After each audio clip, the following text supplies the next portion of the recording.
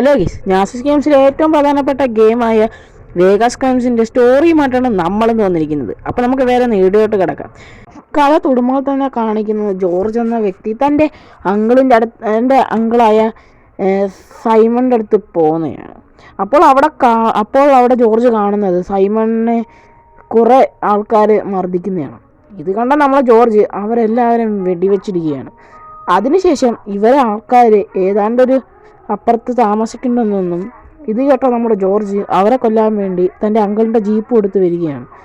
അങ്ങനെ അവരെല്ലാവരെയും കൊന്നിട്ടതിന് ശേഷം ആ ജീപ്പും എടുത്ത് ജോർജ് തിരിച്ചു വരികയാണ്. അങ്ങനെ ജോർജ് തൻ്റെ വണ്ടിയുമായി തിരിച്ചു വരികയാണ്. അപ്പോൾ ജോർജിൻ്റെ മനസ്സിൽ അങ്കിള് എന്തിനാണ് ഇവരെയൊക്കെ കൊല്ലണമെന്ന് പറഞ്ഞത്.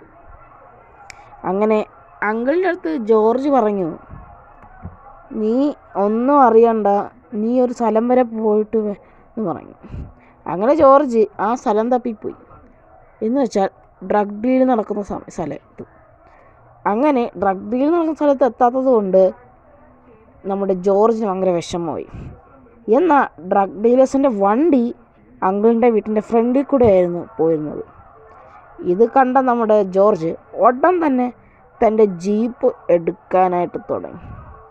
അപ്പോൾ അങ്കിൾ പ്രത്യേകിച്ച് പറഞ്ഞു, ആ മഞ്ഞ വണ്ടിയാണ്, അത് ഒരിക്കലും ഇനി തെറ്റിപ്പോയി എടുക്കരുതെന്ന് പറഞ്ഞു. അങ്ങനെ ജോർജ് ആ മഞ്ഞ വണ്ടി തപ്പി ഇറങ്ങി. അങ്ങനെ ജോർജ് കണ്ടു. ആ മഞ്ഞ വണ്ടി കണ്ട ഉടനെ തന്നെ നമ്മുടെ ജോർജ് ആ ഒരു വണ്ടിയിലേക്ക് എടുക്കാൻ തുടങ്ങി. അങ്ങനെ ആ വണ്ടീനെ വലിയൊരു ഫോളോയും നടന്നു. പോലീസും ഉണ്ടായിരുന്നു. കാരണം ഈ ഡ്രഗ് ഡീൽ പോലീസിൻ്റെ നിയന്ത്രണത്തിലാണ് ഡ്രഗ് ഡീൽ നടത്തുന്നത്. എന്നാൽ നമ്മുടെ ജോർജ് അവരെ വിടാൻ തയ്യാറായില്ല. അങ്ങനെ ജോർജ് അവരെ ഫോളോ ചെയ്യാൻ തുടങ്ങി. ഫോളോ ചെയ്യുന്ന സമയത്ത് പോലീസ് അവിടെ വെടിയുണ്ടേ തീർക്കുന്നായിരുന്നു. അങ്ങനെ ഒരു 3 യെല്ലോ വണ്ടികൾ അവിടെ ആയി. ഇതിൽ ഏത് വണ്ടിയാണെന്ന് അറിയാൻ വയ്യാതെയാണ് ജോർജ് നിൽക്കുന്നത്. എന്നാൽ ജോർജിന് ഭയങ്കര കൺഫ്യൂഷനായി. എന്നാൽ ആ സമയം കൊണ്ട് ജോർജ് എങ്ങനെയൊക്കെ അവിടെ എത്തി. പക്ഷേ ഇവിടെയാണോ ഡ്രഗ് ഡീൽ നടക്കുന്നതെന്ന് ജോർജിന് ചെറിയൊരു പുഞ്ചിരി തോന്നി. കാരണം ഡ്രഗ് ഡീൽ ഇങ്ങനത്തെ സ്ഥലത്താണ് നടക്കുന്നതെന്ന് ജോർജിന് വിചാരിക്കാൻ പോലും പറ്റിയില്ല. എന്നാൽ ഡ്രഗ് ഡീൽ നടക്കുന്ന ആൾക്കാർ ജോർജിനെ വെടിവെക്കാൻ തുടങ്ങി. അവിടെ ഒരു കിഡിലൊരു ഗൺ ഫൈറ്റ് നടന്നു.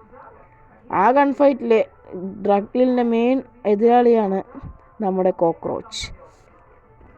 അങ്ങനെ നമ്മുടെ ജോർജ് എല്ലാവരെയും തുരാന്ന് വെടിവെക്കാൻ തുടങ്ങി. ആളുകളുടെ എണ്ണം കൂടി തുടങ്ങിയത് കൊണ്ട് ജോർജിന് വലിയ തളർച്ച തോന്നി. അങ്ങനെ ജോർജ് പറ്റുന്നവരെയൊക്കെ മൊത്തം വെടിവെച്ചിടാൻ തുടങ്ങി. ഇതിനകത്തുള്ള മിക്ക ആൾക്കാർക്കും ജോർജിനെ അറിയാവുന്ന ആൾക്കാരാണ്. കാരണം ജോർജിൻ്റെ അയൽക്കാരും കൂടെയാണ് ഇവർ. അങ്ങനെ ആ കോക്രോച്ച് എന്ന ആളിനെയും ജോർജ് കൊന്നു.